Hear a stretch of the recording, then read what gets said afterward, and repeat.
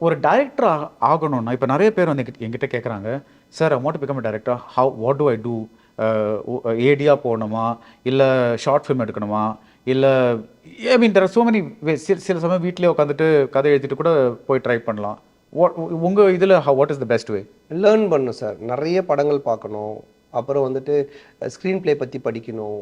அப்புறம் வந்துட்டு ஸ்டோரி இது எல்லாமே படிக்கணும். நெறைய படிக்கணும். மெயினா screen play. Screen play writing யார் பெஸ்ட்டா படிச்சு தெரிஞ்சுக்கிறாங்களோ அவங்களால தான் டைரக்டர் ஆக முடியும். ஸ்க்ரீன் ப்ளே ரைட்டிங் தெரியலன்னா ஸ்டோரி சொல்லிடலாம்.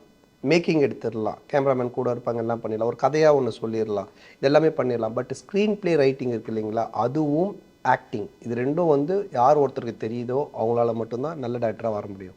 ஒரு டைரக்டருக்கு ஸ்க்ரீன் ப்ளே தெரியணும், அது எனக்கு புரியுது. பிகாஸ் அவர் ரைட்டர் வச்சு எழுதினாலும், இது சரியா போகுதா இல்லையான்னு அவர் சொல்ல முடியும். ம். பட் ஆக்டிங் தெரியறதுக்கான காரணம்? ஏன்னா இவங்க என்ன ஃபீல் பண்ணி எழுதுறாங்களோ அதை அவங்க கிட்ட கொண்டுட்டு வரதுக்கு இவங்க சொல்லி தரணும். ஓ! அது எப்படி கோச் பண்ணணும் அப்படின்னு. கோச் பண்ணணும். இல்லைன்னா இவங்க ஒன்று நினைச்சு எழுதுறாங்களா அதை அவங்க கொடுக்க மாட்டாங்க. ஆனால் அவங்க ஒரு பெரிய ஆக்டரா இருப்பாங்க. அவங்க வேற ஒன்று கொடுப்பாங்க. அவங்க கொடுத்துட்டு இது கரெக்டாக இருக்கணும் போது இவங்க என்ன பண்ணுவாங்கன்னா கன்வின்ஸ் ஆயிடுவாங்க. அவர் நம்மளோட பெரிய ஆக்டர் சீனியர் ஆக்டர் ஆகட்டும் நம்ம போய் என்ன சொல்றது அப்படின்னு சொல்லிட்டு. ஆனால் அது அங்கே தப்பா இருக்கும். அந்த மாரி சொல்றீங்க. Yes correct.